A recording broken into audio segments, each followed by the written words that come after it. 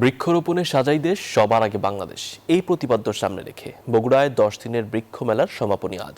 শেষ দিনে দেশি বিদেশি নানা জাতের গাছের চারায় জমে উঠেছে মেলা। পরিবেশ রক্ষার পাশাপাশি সবুজায়নে সবাইকে বৃক্ষরোপণের আহ্বান সংশ্লিষ্টদের। আব্দুস সালাম বাবুর আরও একটি report.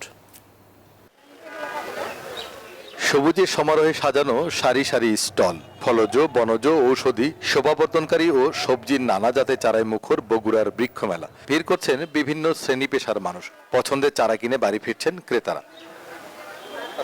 Bashundhara public school and college 2026 শিক্ষাবর্ষে ভর্তি চলছে। সামাজিক বন বিভাগ বগুড়ার আয়োজনে ও জেলা প্রশাসনের সহযোগিতায় শহীদ টিটু মিলনায়তন চত্বরে আয়োজিত 10 দিনের মেলার আজ শেষ দিন। 37টি স্টলে রয়েছে লক্ষাধিক দেশি বিদেশি গাছের চারা। ছাদ বাগান ও বাড়ির আঙিনায় গাছ লাগানোর আগ্রহ বাড়ায় বিক্রিও বেড়েছে বলে জানান বিক্রেতারা। পরিবেশ সচেতনতার পাশাপাশি ফলজ ও ঔষধি গাছের প্রতিও আগ্রহ বেশি।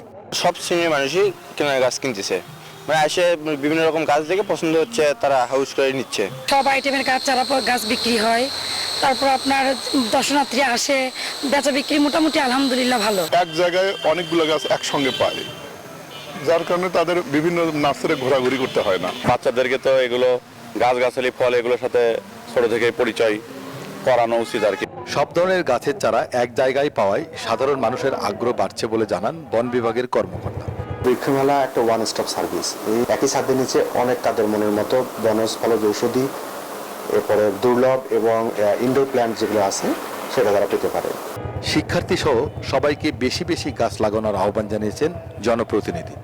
ছাত্রছাত্রীদের কাছে দুটি অনুরোধ রাখবো, সবাই নিজেরা একটা গাছ লাগাও, বাবা মা তোমরা একটা গাছ লাগাও, তোমরা সমাজে আগামী দিনের আলো। পরিবেশ সংরক্ষণ, জলবায়ু পরিবর্তনের প্রভাব মোকাবিলা এবং সবুজায়ন বাড়াতে মেলার পাশাপাশি বিভিন্ন স্থানে চলছে বৃক্ষরোপণ কর্মসূচি। আব্দুস সালাম বাবু, নিউজ 24, বগুড়া।